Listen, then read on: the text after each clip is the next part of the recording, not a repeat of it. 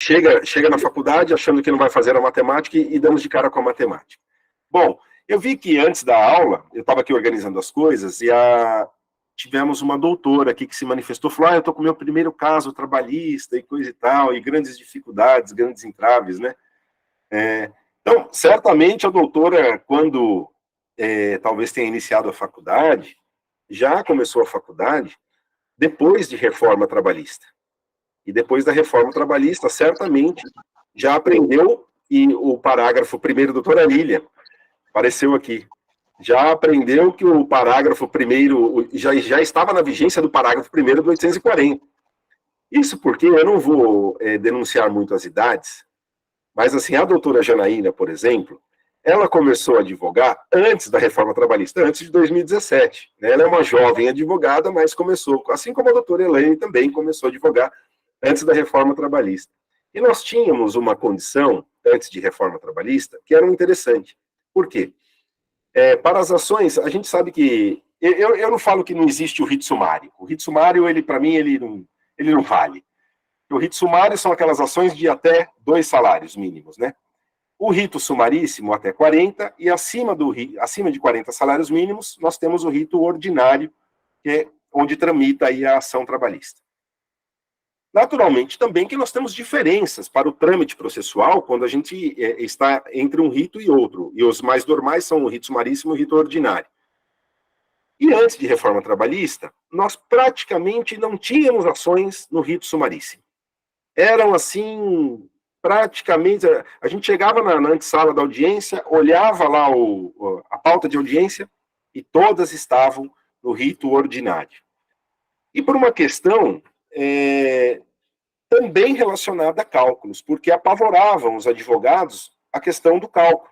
Então, para efeito de alçada, eles ainda escreviam isso na petição, para efeito de alçada, dá-se o valor da causa, via lá quanto que dava 40 vezes o valor do salário mínimo, e lançava aquele valor para que a ação tramitasse no rito ordinário.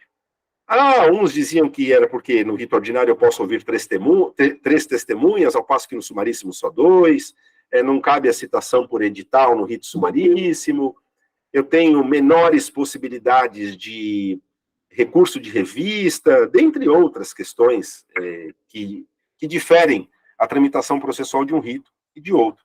Mas eu posso assegurar, assim, com toda certeza, que a grande maioria ia pelo rito ordinário só para não ter que calcular os pedidos da petição inicial.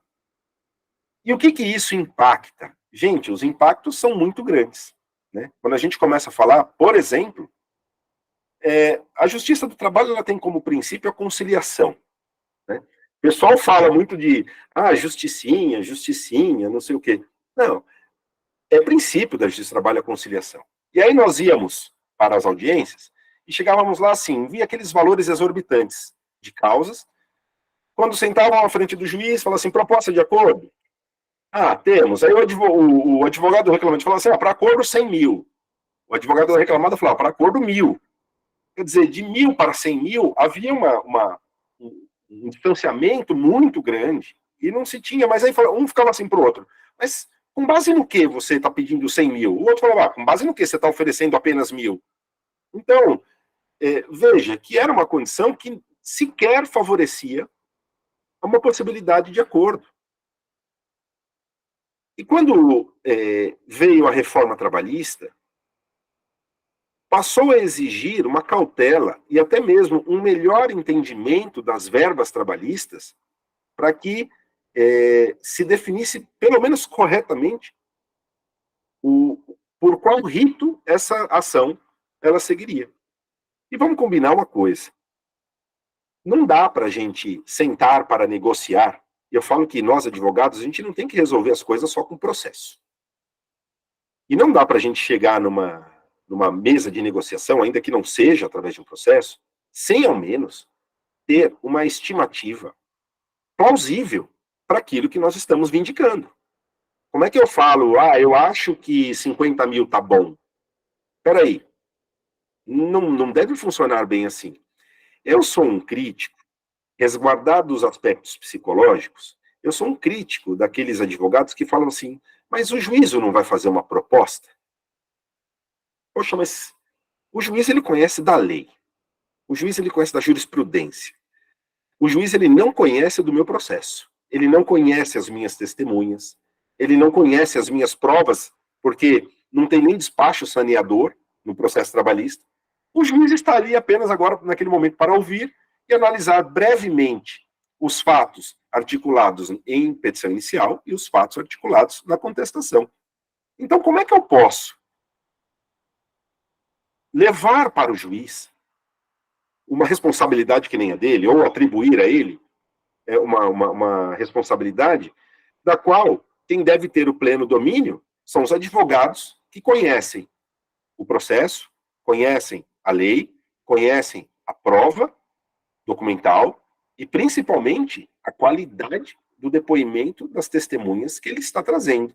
Porque, se vão testemunhas, certamente, ele conversou com as testemunhas, e essas testemunhas, o que disseram a ele, o fez estar ali, na mesa, e até para medir se o depoimento é bom, se o depoimento é ruim, se uma testemunha corre-se o risco da contradita ser deferida. Então, são vários aspectos que a gente tem que analisar para saber se os números que estão sendo propostos em mesas de audiência são, de fato, números que correspondem a uma certa razoabilidade para efeito de acordo. Então, isso é muito importante. E com o advento do cálculo, nós passamos a ter um pouco mais, ou pelo menos se espera que se tenha um pouco mais, de clareza nessas propostas de acordo, de algo mais palpável, para que a gente consiga avançar com essas ideias. Porque se eu não tiver a menor condição, não se faz sentido. Isso me lembra uma vez que eu fiz uma audiência na primeira vara do trabalho da Barra Funda, onde eu pleiteava diferenças de horas extras. E diferenças de horas extras é extremamente complicado. Porque uma coisa é você fala assim, olha, ele nunca fez horas extras e sempre trabalhou acima da sua jornada contratual. Outra coisa é dizer, ele fez horas extras, recebeu apenas uma parte. E eu preciso agora saber qual parte ele não recebeu.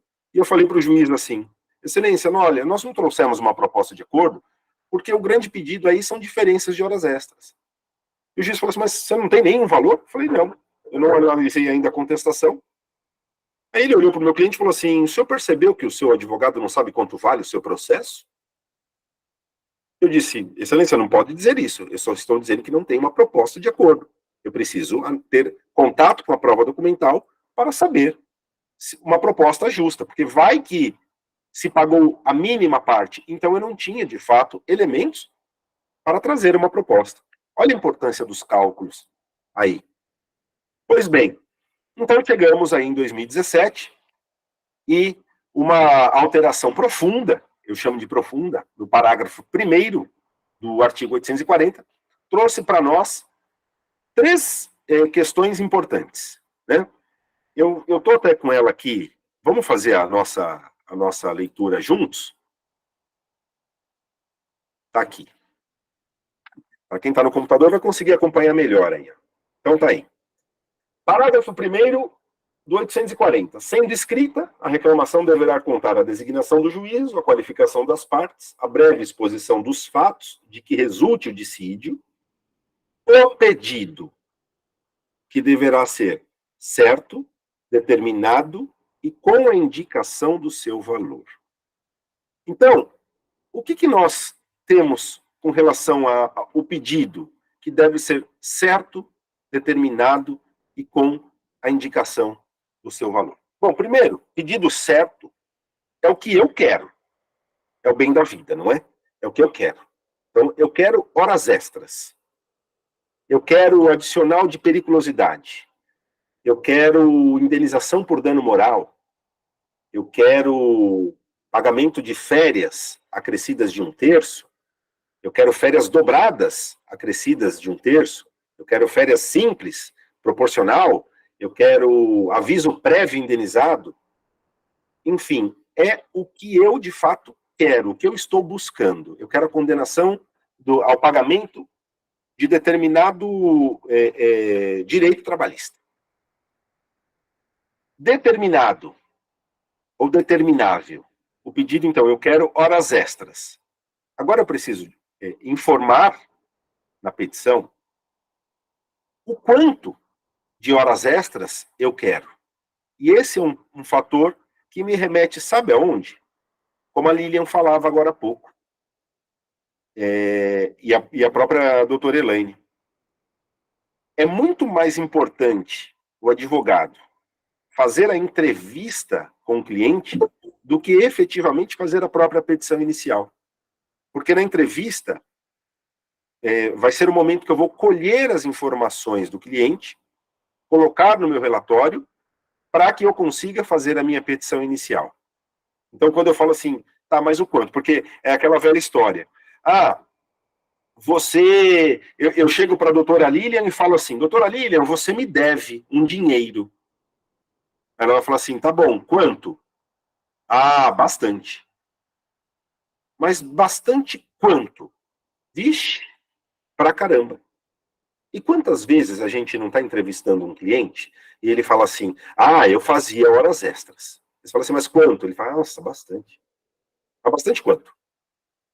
Vixe, olha, muitas, meu, nossa, a gente ficava lá até mais tarde. Ok, mas até mais tarde quanto? Entende o problema? Que muitas vezes está na própria entrevista. Então eu começo a dizer, do capítulo das horas extras, qual era a sua jornada contratual? Então era das 8 da manhã às 18, com 1 hora de intervalo, e na sexta-feira eu saí 1 hora mais cedo para contabilizar lá as 44 horas semanais. Perfeito. E quantas vezes por semana você ficava até mais tarde? Na média, trabalhava assim, na média, 1 hora e meia por dia, além da minha jornada contratual. Opa! Então eu já tenho o pedido certo e eu já tenho o pedido determinado. Qual é esse pedido determinado? Olha, trabalhava de segunda a sexta-feira e suplantava a sua jornada contratual em aproximadamente 1 hora e meia por dia. Então, se eu contar 1 hora e meia por dia, eu já vou ter seriam 3, 6, 7 horas e meia por semana. Olha que então interessante. Eu já tenho o pedido de horas extras e já vou falar que que essa soma dessas horas extras, que 1 hora e meia a mais por dia, gera-se aí por semana 7 horas e meia extras. E aí eu só vou elevando isso à medida em que eu tenho o quê? O tempo, o período em que ele fez horas extras. Foi durante todo o contrato? Foi só um período do contrato? Então eu preciso delimitar isso para que eu consiga, então, trazer os critérios de pedido certo e determinado. Então eu dei a certeza do pedido, que eu queria horas extras, falei quantas horas extras ele fez e em qual período ele fez. Com esses dados, eu resulto no terceiro elemento da petição inicial, que é a indicação do seu valor. Quando a gente fala isso, é tranquilo quando eu dou um exemplo como horas extras. Mas o advogado trabalhista ele tem que ter uma criatividade muito grande, muitas vezes, para chegar em determinados valores. Querem um exemplo? Desvio de função. Eu preciso pedir, olha, o empregado trabalhou, ele foi contratado para ser ajudante, mas ele trabalhou como motorista. E eu quero uma diferença salarial durante todo o período. Mas que diferença é essa? Porque se fosse uma equiparação salarial, eu teria um paradigma para apontar e uma série de requisitos. Mas um desvio de função, qual é o meu critério? Na empresa tem motorista? Qual é o salário dos motoristas nessa empresa? Há na convenção coletiva uma indicação salarial para cada função naquele segmento? Porque você pode ter, você pega lá o sindicato dos hoteleiros, ele tem lá quanto ganha o piso salarial do barman, do garçom, do cozinheiro. Então, para cada função, ele determina um piso salarial. E aí você acha um critério. Mas e quando você não tem este critério? Então, tudo isso desafia o quê? A nossa criatividade. Essa semana mesmo eu vi uma publicação, não me lembro em qual site, de algum tribunal, que o empregador foi condenado a pagar ao empregado uma indenização porque ele usava o celular próprio para o trabalho.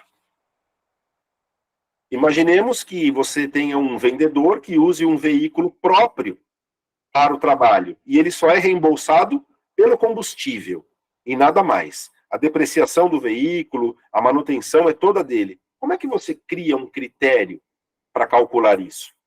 Então veja que a gente tem que ter, invariavelmente, uma criatividade e expandir essas questões para tentar achar uma forma de se calcular.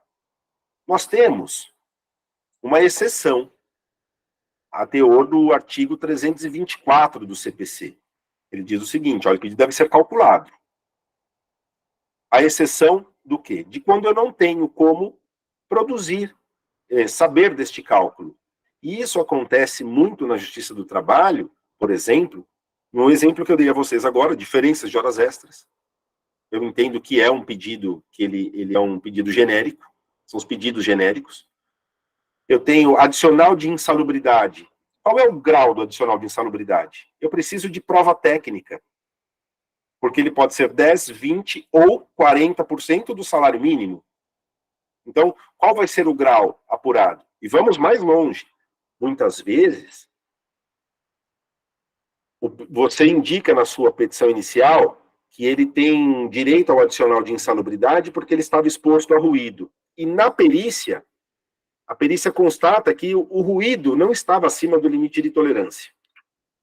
E ele não esteve exposto. Mas ele esteve exposto a algum agente químico. E isso não torna a petição inepta. Se dá porque o pedido que você quer é o adicional de insalubridade. Não deu pelo agente que você apontou, mas o pedido é de insalubridade. Então a petição inicial não é inepta e isso já é pacificado e simulado, inclusive, pelo próprio TST. Então olha a dificuldade que nós temos. Pegue casos de redução de capacidade laborativa, doenças ocupacionais. Como é que se calcula o grau da incapacidade laborativa? É muito complicado essas questões. Mas fora esses grandes exemplos, tudo é possível de nós calcularmos. Basta o quê?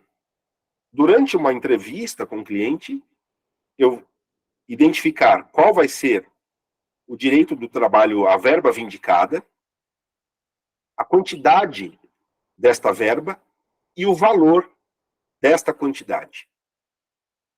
E aí nós tivemos isso, com o advento da reforma trabalhista, como um requisito legal da petição inicial.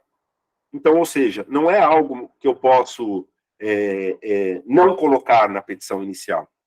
A exceção desses pedidos genéricos, que aí eu tenho que fazer um tópico na minha inicial, dizendo, já pré-questionando, já indicando, olha, deixei de calcular o pedido tal, porque ele é um pedido genérico a teor do 324, do CPC, inciso 2 e 3, e coisa e tal. Agora, eu tenho como requisito legal a indicação, esses três grandes elementos que devem estar presentes lá. E aí indaga-se o seguinte, tudo bem, e se eu não cumprir um requisito legal? E se eu não colocar o cálculo? Aí nós temos que dar uma lida no parágrafo 3º do artigo 840, que nos diz o seguinte, os pedidos que não atendam o disposto no parágrafo 1º, que foi esse que nós acabamos de ler, serão julgados extintos sem resolução do mérito. Ou seja, se extingue o pedido sem resolução do mérito. E eu, quando comecei, doutor Naina, a advogar na área trabalhista, eu me apresentava como advogado trabalhista, as pessoas, quando eu comecei na área trabalhista. Mas eles falavam pressupondo que algo na área trabalhista fosse fácil. E, na verdade, nunca foi. Quando você fala que a jornada, o trabalhador urbano, a jornada noturna, o trabalhador urbano, no período noturno, que compreende das 22 às 5, a hora noturna não tem 60 minutos, tem 52 minutos e meio, e que ele trabalhou 17 minutos, todos os dias, no período noturno, como é que você calcula a hora 17 minutos, correspondente à hora noturna, que é de 52 minutos e meio? É para dar um nó na cabeça.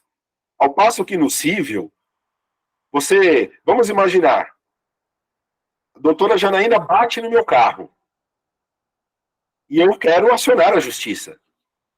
Quem vai fazer o cálculo da minha petição inicial? Quem arrisca? Quem que calcula a minha inicial? É o funileiro. Porque bateu, eu vou lá no funileiro e falo, quanto fica para arrumar? Aí ele faz o orçamento e fala, ó, ficou 5 mil. Aí eu chego lá no meu escritório e escrevo assim, dá-se a causa o valor de 5 mil. Pedido, conserto do meu carro, 5 mil. Pronto. O funileiro fez o cálculo da inicial no cível. Aqui não. Aqui é muito mais complicado. A gente precisa conhecer um pouco das verbas trabalhistas, né? E aí, pessoal, entra como essa condição, e sem contar outros problemas, né?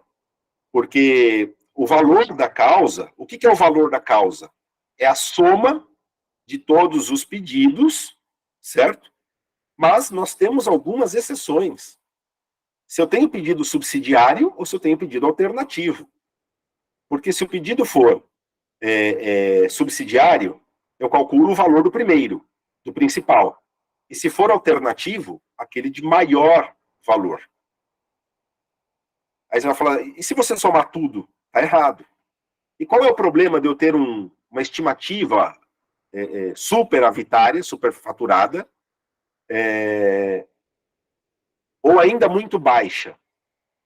Eu falo para vocês, pega um processo em que você, pensão mensal vitalícia, você não observa o critério do artigo 292 do CPC, e o cara com 30 anos tem uma redução lá de 50%.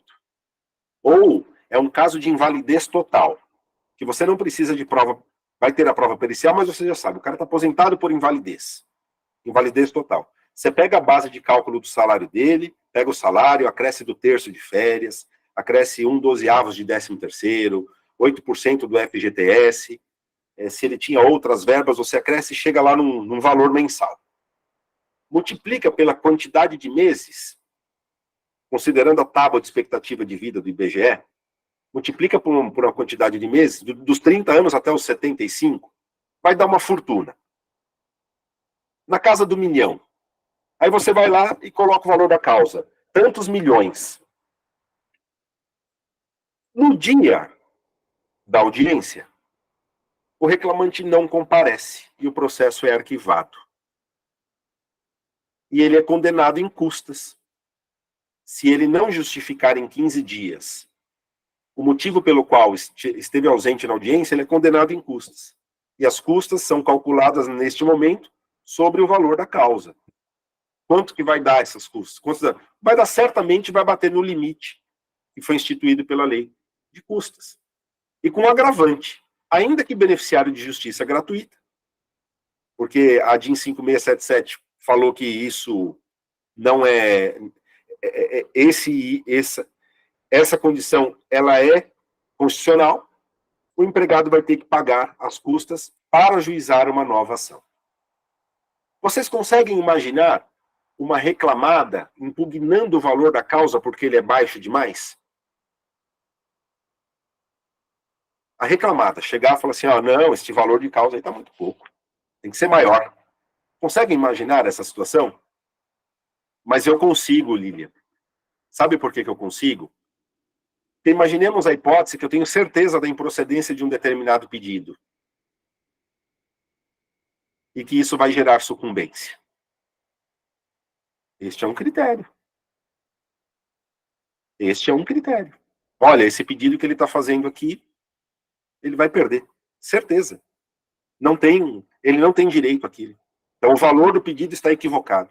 Veja a importância de se ter essa correção, tanto para mais quanto para menos, né? Para que a gente consiga ter aí uma noção real do processo.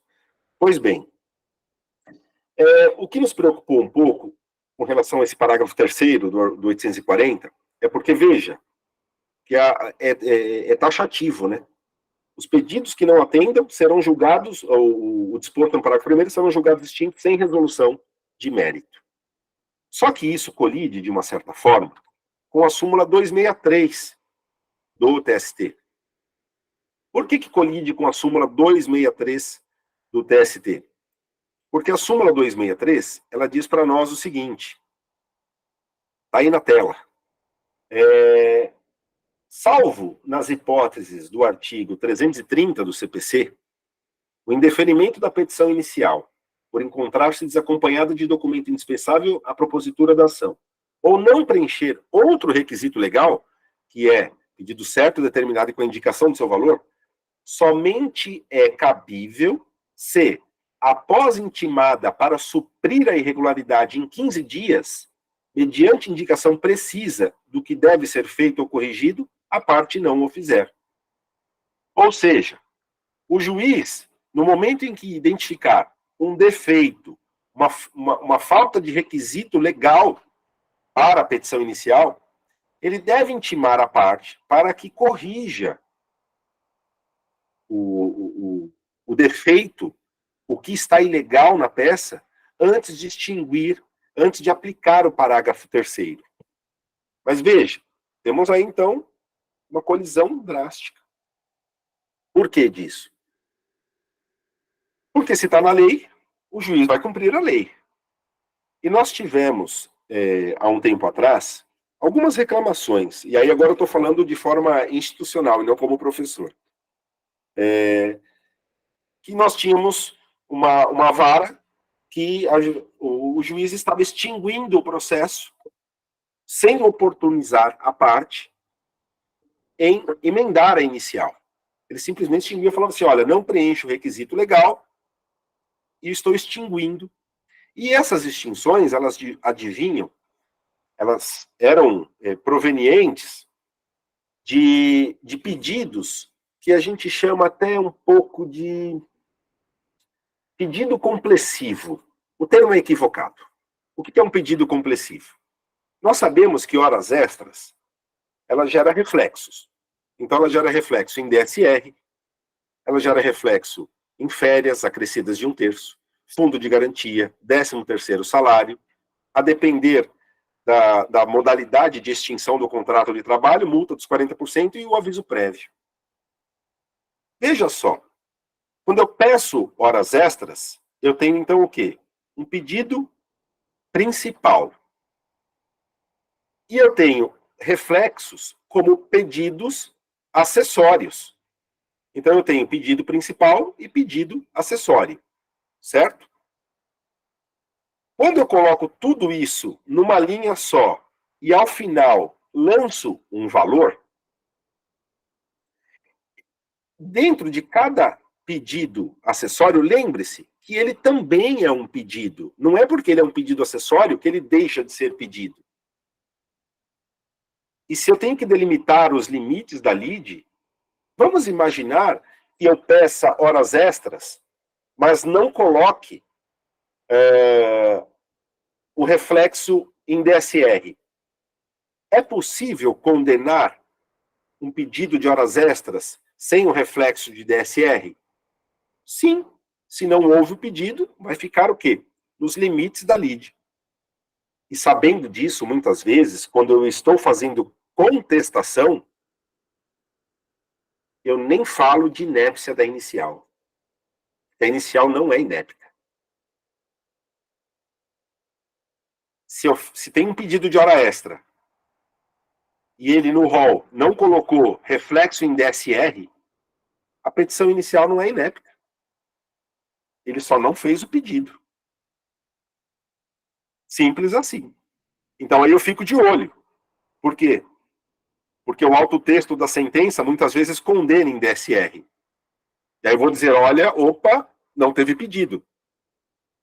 Essa sentença, ela é extra ou ultra petita, enfim. Não há o pedido. Ele pediu horas extras com reflexo nas férias, no 13º, mas no DSR ele não pediu. Então, não tenho nem que falar de inépcia. Considerando essas informações, então é até uma questão que eu falo muito quando eu estou falando de contestação, né? Cuidado com as arguições de inépcia, porque a arguição de inépcia, ela só oportuniza o advogado do reclamante a melhorar a petição. E aí, se ele melhora a petição, às vezes você está potencializando a chance de uma condenação. Então eu não falo nada. Eu só digo, olha, se condenar, condena no limite do pedido. Ponto. Se houver uma condenação, que seja nos limites do pedido. Quantos de nós já fez alguma cagada de não colocar um determinado pedido, um determinado reflexo? Já fizemos. Já fizemos, todo mundo fez. Quem não fez é porque nunca fez inicial trabalhista. Se um dia fizer, vai errar. Mas a gente tem que tomar cuidado com essas questões, né? Então, veja só. Essa juíza começa a extinguir o processo e diz assim, olha, está extinto porque eu aplico o parágrafo 3º do 840 da CLT. Tá. Ela não está seguindo a indicação do Tribunal Superior do Trabalho. Essa súmula passou por uma grande alteração com o advento do novo CPC, que já não é mais novo, nem a reforma trabalhista, que já não podemos mais falar de reforma, houve uma alteração na lei, agora chega de falar de a nova CLT ou o novo CPC, já não existe mais, né? Já estão todo mundo, já caminharam bastante. E houve uma reclamação dizendo assim, mas a OAB tem que fazer alguma coisa. Eu falei, não, a OAB não pode fazer. Está na lei, como é que eu vou falar? Eu, enquanto OAB, vou chegar e falar assim, vocês têm que mudar isso aqui? Não. Qual era o grande problema nosso? Nós temos, num caso como esse, duas saídas. Ou eu ajuizo a ação novamente e corrijo aquilo que foi o motivo pelo qual não atendeu à legalidade, ou eu recorro. Aí você fala assim, mas se eu recorrer até ir para o tribunal, anular a sentença, voltar, vai demorar mais. Sim, mas se você fizer isso 2, 3, 4 vezes, se todo mundo fizer, uma hora, quem está lá extinguindo o processo e está tendo a sentença anulada, vai cansar e vai dizer assim, não, pelo amor de Deus. Tá certo. Olha, eu oportunizo a parte, mas enquanto isso não acontece. Mas, agora, vamos fazer o contraponto. E qual seria o contraponto? Eu pego casos recentes que estão na minha memória e ficam mais fáceis para a gente raciocinar. Recentemente eu fiz uma contestação onde o reclamante ele pedia adicional de periculosidade e adicional de insalubridade. E ele faz uma ressalva. Olha, eu sei que você não vai me dar os dois, mas eu peço os dois e no momento oportuno eu vou fazer a opção de qual será o adicional mais vantajoso. Por quê? Porque como demanda de prova técnica, o perito vai lá, vai no ambiente e vai falar se tem periculosidade, se tem insalubridade. Então ele faz essa ressalva e joga para a fase de execução, que é o momento oportuno, na fase de liquidação de sentença, para dizer, olha, eu quero este adicional, esse é o mais vantajoso. Se o laudo, naturalmente, for favorável e se a sentença foi favorável para ele naquele sentido. Porque se ele escolher antes do trânsito em julgado, vai que muda a decisão. Ele escolheu periculosidade porque financeiramente era melhor, mas o tribunal reforma a sentença e fala assim, não tem periculosidade, só tem insalubridade. Ele já optou pela periculosidade, ou seja, renunciou à insalubridade. Pois bem, aí o advogado articula essa questão certinha na inicial. Só que ele comete um grande equívoco. Ele soma os valores na hora de atribuir o valor da causa. Quando ele faz o somatório na hora de atribuir o valor da causa, soma um pedido com o outro, e a ação era só esses dois pedidos, quer dizer, era um pedido, né? Ou insalubridade ou periculosidade. Eram pedidos alternativos. Ele somou os pedidos alternativos e o valor da causa ultrapassa o rito que está sendo, da qual a ação está tramitando. Neste ponto, eu digo que faz sentido não oportunizar, porque quando você vai distribuir dentro do PJE, você já classificou a ação como rito ordinário, ou, na pior hipótese, deveria o juiz oportunizar, mas alterar todo o sistema do PJE para dizer, essa ação não vai tramitar pelo rito ordinário, ela vai vir pelo rito sumaríssimo, porque houve um equívoco onde? Na soma dos valores dos pedidos. Então, calcular a inicial, muito muito além do que a gente pode imaginar que é só reflexo ou coisa e tal, não. Eu tenho que tomar cuidado com esses pequenos detalhes para que eu não seja surpreendido com a extinção, porque mudaria todo o rito do processo. Teria uma condição aí completamente diferente. E se fosse uma ação onde o réu tivesse sido citado por edital, e na hora que eu vejo o problema dessa soma, eu diria que ele não poderia ter sido citado por edital, porque a ação tramitou pelo rito sumaríssimo. E se ele foi citado por edital e tramitou, e foi a revelia, olha os problemas que isso pode gerar, só com soma dos pedidos.